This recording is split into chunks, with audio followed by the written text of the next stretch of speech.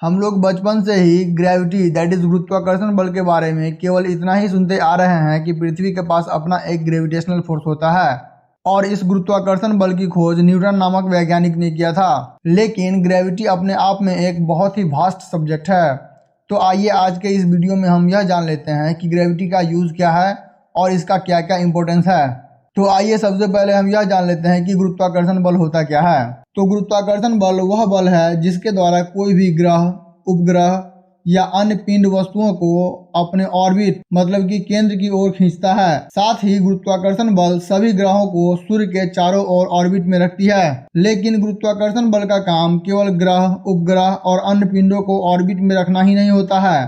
तो आइए हम समझ लेते हैं कि गुरुत्वाकर्षण बल का और क्या क्या उपयोग है। क्या आपने कभी ऐसा सोचा है कि जब आप जमीन पर से जंप लगाते हैं तो आप फिर से नीचे ही क्यों आ जाते हैं? आप ऊपर अंतरिक्ष में क्यों नहीं चले जाते हैं? साथ ही जब आप किसी चीज को ऊपर फेंकते हैं या फिर ऊपर से छोड़ते हैं तो वह चीज ऊपर की बजाय नीचे ही क्यों गिरती है? तो इसका जवाब है गुरुत्वाकर्षण बल के कारण।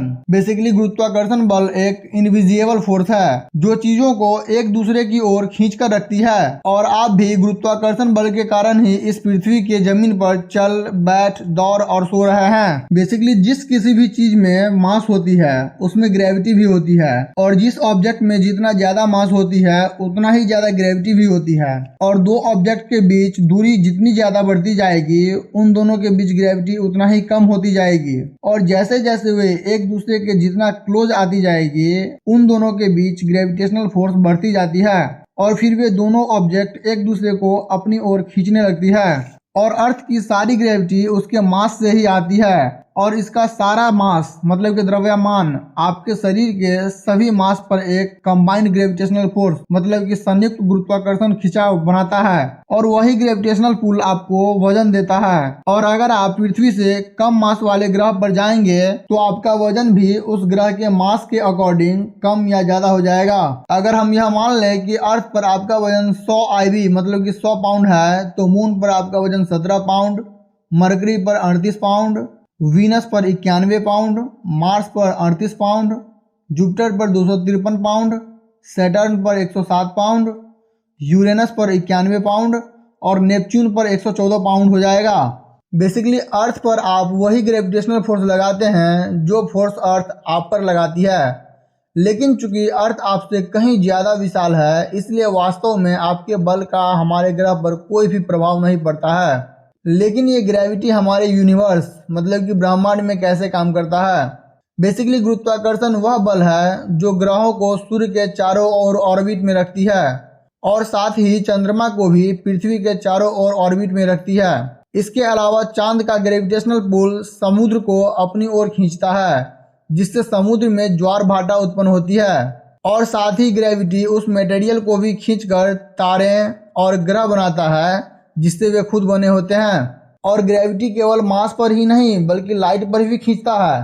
और लाइट पर ग्रेविटेशनल फोर्स के सिद्धांत की खोज अल्बर्ट आइंस्टीन ने की थी। और इसे आप इस प्रकार से समझ सकते हैं कि यदि आप एक टॉर्च को ऊपर की ओर चमकाते हैं तो जैसे जैसे गुरुत्वाकर्षण इसे खींचता है प्रकाश अदृश्य रूप में लाल हो जाता है जिसे आप अपनी आंखों से इस बदलाव को नहीं देख सकते हैं लेकिन वैज्ञानिक इसे आसानी से माप सकते हैं। लेकिन ये ग्रेविटी अर्थ पर कैसे काम करती है? तो ग्रेविटी हमारे लिए बहुत ही ज़्यादा इम्पोर्टेंट है और ऐसा इसलिए क्योंकि सूर्य का गुरुत्वाकर्षण पृथ्वी को उसके चारों ओर ऑर्बिट में रखती है जिससे हमें सूर्य का प्रकाश और गर्मी मिल सके।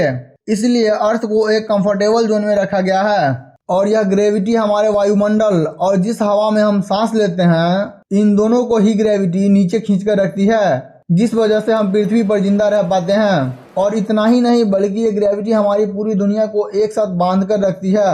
हालांकि गुरुत्वाकर्षण बल भी पृथ्वी पर हर जगह एक समान नहीं है।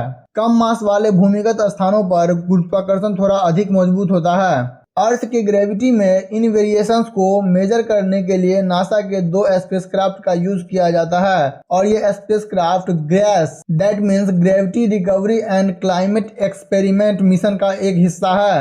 ग्रेस समय के साथ गुरुत्वाकर्षण में छोटे छोटे बदलावों का पता लगाता है।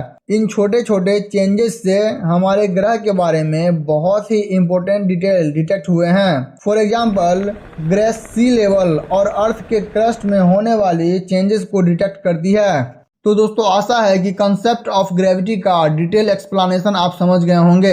लेकिन क्या आपने कभी ये सोचा है कि जब हम एक स्पेसक्राफ्ट या सैटेलाइट को रॉकेट की सहायता से अंतरिक्ष में लॉन्च करते हैं तो इसके बीच में क्या क्या प्रोसेस चल रहा होता है? और क्या आपने कभी ये सोचा है कि हम एक स्पिनिंग प्लैनेट मतलब कि घूमता हुआ ग्रह पर से एक रॉकेट को कैसे लॉन्च कर सकते हैं? तो जानने के लिए देखते रहें MKS डिस्कवरी।